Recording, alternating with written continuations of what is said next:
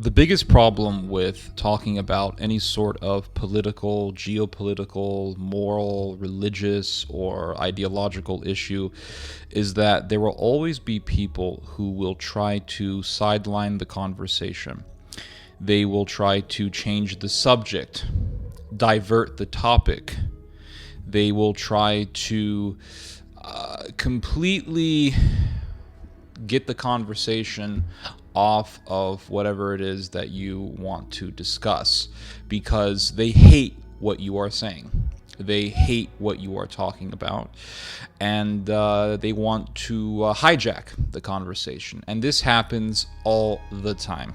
And everyone who was watching this video has experienced this at least once in their life. Probably in conversations between relatives. I would imagine that is the case. Conversations between family members. You know, your uncle is some sort of cop hater, or maybe you have some kind of maybe you have a cousin, you know, who's a Democrat and loves whatever it is that you are against. And when you try to discuss what you are against, this relative will say something like, well, what about, and they will unsheath the very common weapon of the what about, the whataboutism. And this is super common, very, very typical. And I really don't like getting into conversations with people who use this sort of tactic. I really don't like it because no one is that stupid to think that that is really a legitimate way to have a conversation. And if you feel the need to tell them why you want to stick to a particular subject, then I think that the conversation is just pointless. No one is dumb enough to think that we should not engage with a particular topic for, a fair amount of time before we can talk about something else, right? So, for example, let's say you bring up abortion, and I've seen this so many times.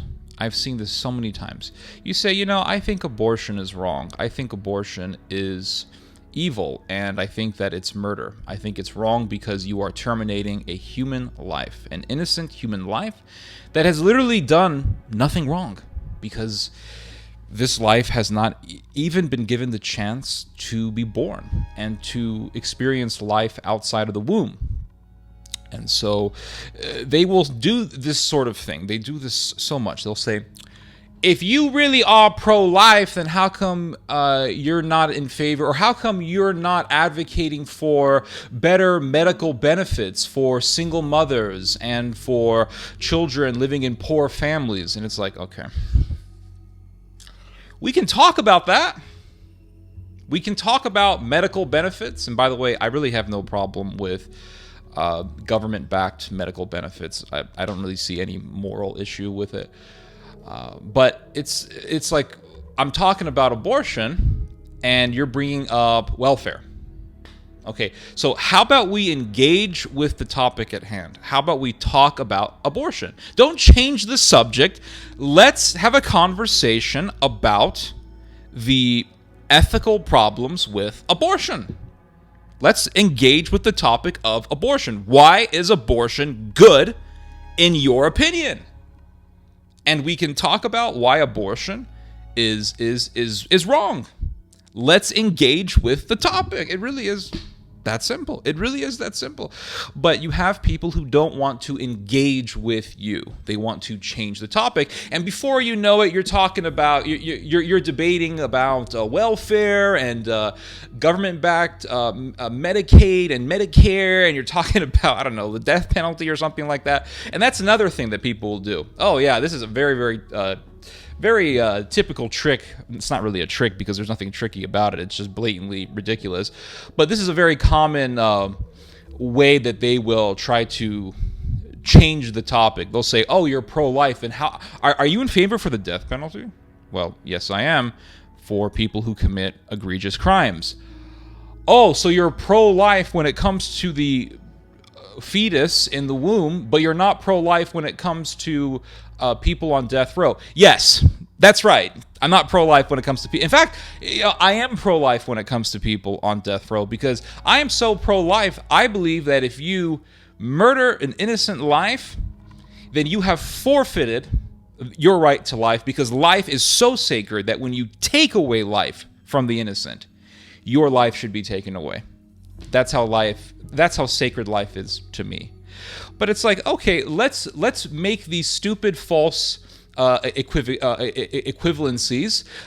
Let's start equating everything. Yes, the unborn baby who has done nothing wrong, who's 100% innocent, is no different from the guy who has murdered 20 women and has sodomized their bodies and ate their flesh.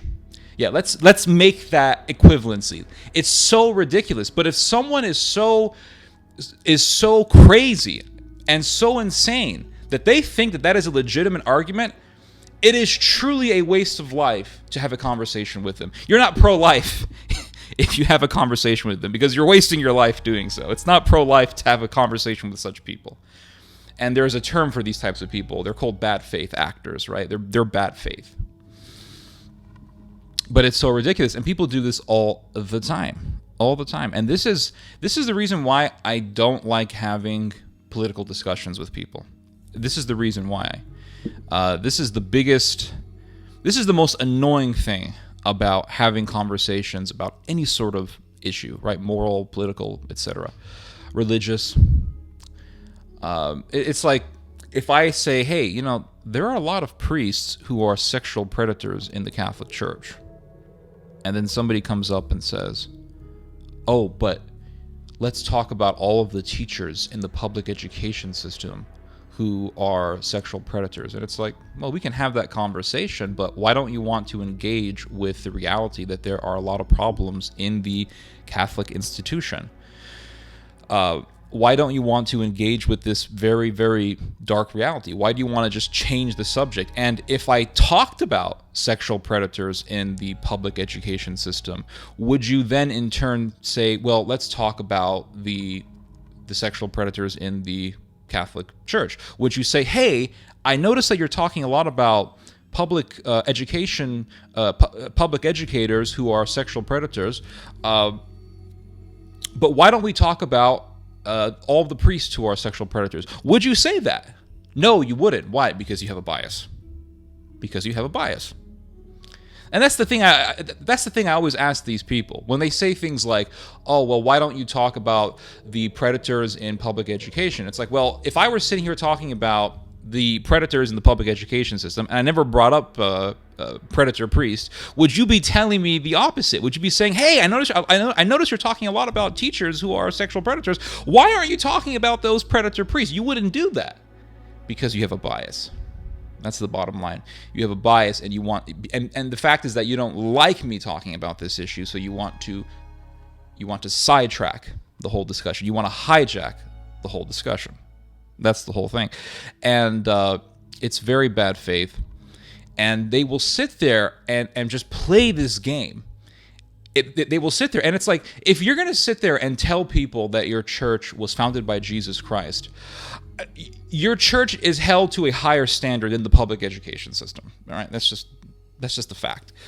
Another example, and this is what spurred me to do this video, really, is you will talk about a particular subject, right? So, for example, I did a video about war crimes done by Albanian Nazis during the Second World War.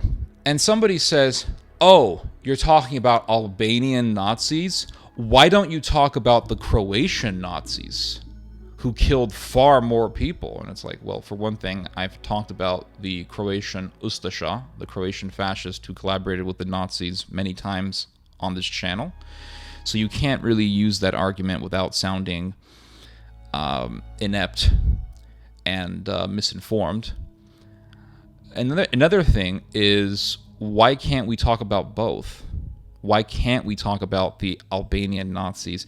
And someone else told me, you're talking about these Albanian fascists, but why don't you talk about the fact? It's like, This is so silly. This person says, why don't you talk about the fact that the Albanians fought the Ottoman Empire in the 16th century? And it's like, okay, so I'm talking about something that happened decades ago in the Second World War, in which Albanian Nazis committed the most heinous and egregious of crimes.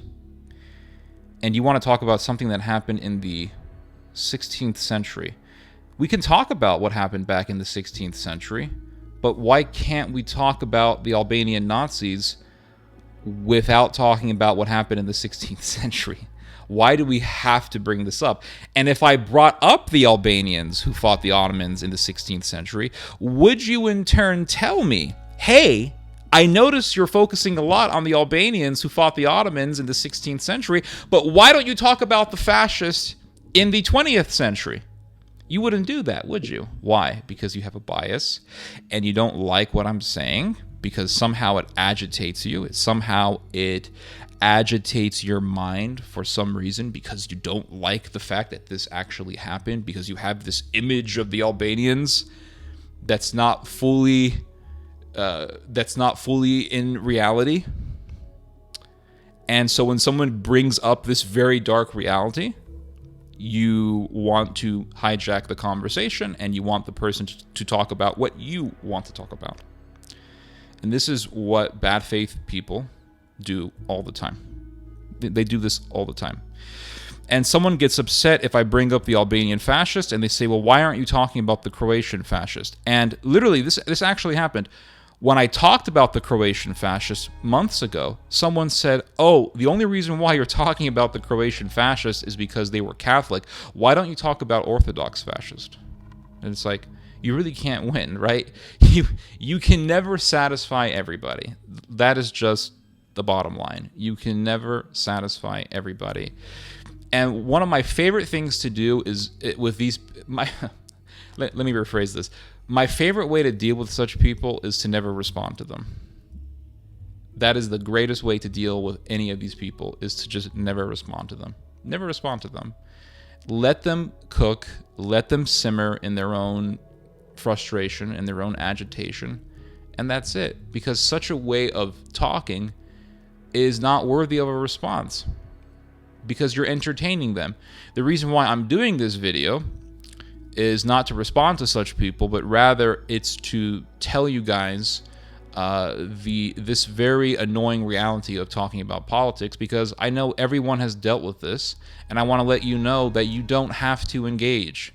Because for years, I always felt this obligation to engage with these people. I always felt, well, not always, but many times, I have felt this sense of being compelled to engage with these types of people. And when you try to engage with them, they'll change the subject, and then before you really finish what you're trying to say, they'll switch to a different topic.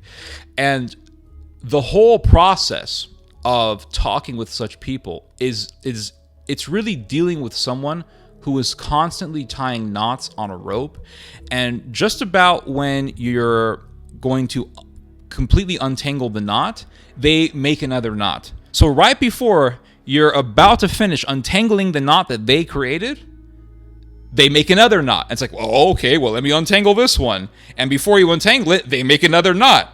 And this time the knot's a little bit more complicated than the prior ones. Okay, well, let me untangle this one. And they just keep making these knots. And you're sitting there like a monkey, just doing exactly what they want you to do, which is engage with them so that they can toy with you and play with your head and make your day miserable. Because they're miserable people themselves. There's an old Middle Eastern saying. It's a great piece of wisdom. It goes something like this. One fool throws a stone into a well, and it takes 10 wise men to get it out. And this is what evil ideologues, people of evil and destructive opinions do.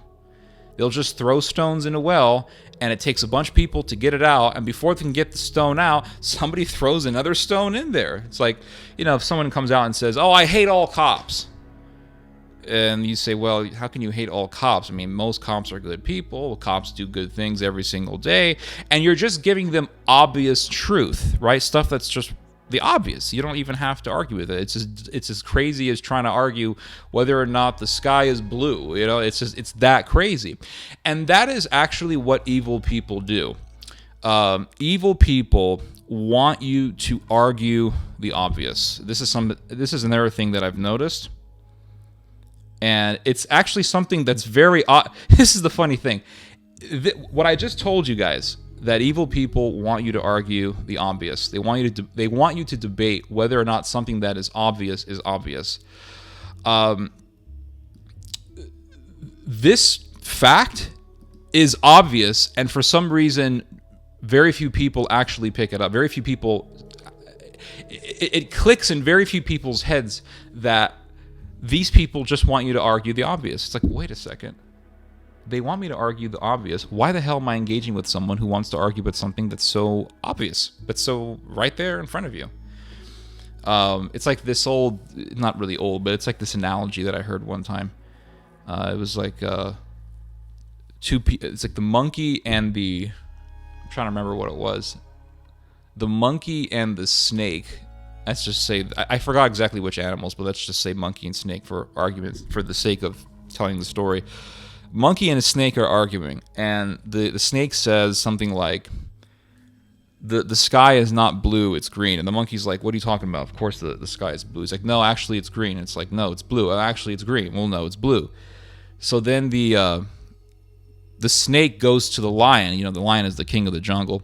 The snake goes to the lion and says, lion, I want you to make the conclusion about who is right in this argument. Is the sky blue or green? I say it's green. Monkey says it's blue. And the lion is like, you're right, snake. The sky is green. And the snake's like, you see, the lion agrees with me. I'm right, you're wrong.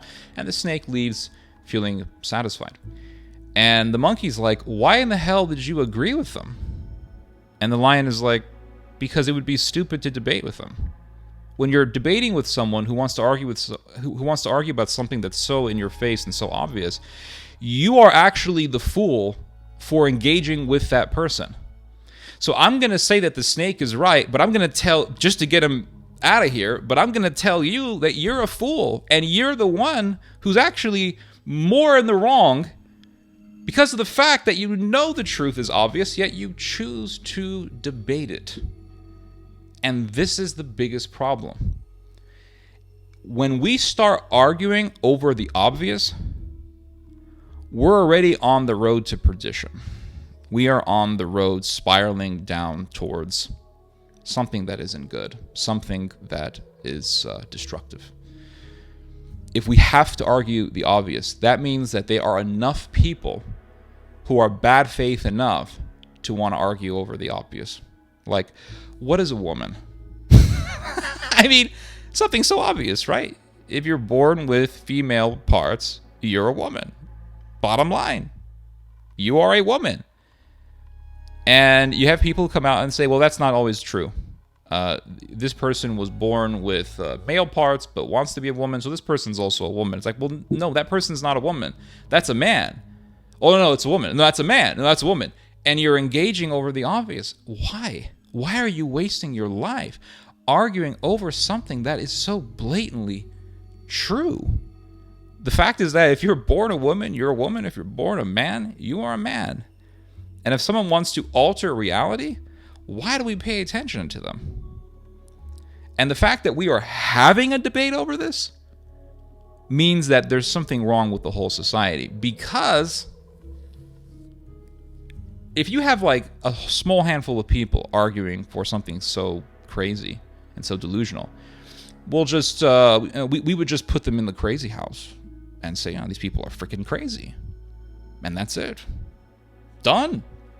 But if you have come to the point where we're having arguments over this on national television, and politicians are arguing over this, and citizens are fighting over this, then that means that there are enough people who are freaking insane that they can make it out to be that what they're saying seems legitimate because enough people believe it. And then the other side who knows the obvious truth, or who accepts the obvious truth, they feel compelled to debate. It's like, well, the fact that you're debating means that there are enough people who believe in this type of insanity. That's the problem. That's the whole thing. So it's like, I remember reading this story years ago. It was a book on the oh man, I've read so many books. I'll remember stories, and then I forget which book I got it from. It doesn't really matter. And there was this book, and it was talking about the medieval period, things that happened in the medieval period, and it recounts this story in which somebody was declaring that he was Jesus Christ. So someone in the medieval period, someone in the Middle Ages was saying, "Oh, I am Jesus Christ." What happened to that person? They put him in a church, and they locked him in a room and kept him there. They didn't kill him, but they just said, this guy's crazy, or he's influenced by the devil, and he should be kept away from society because he would be a danger to other people. And so they just put him in a room, and they took care of him in the church. And that was it.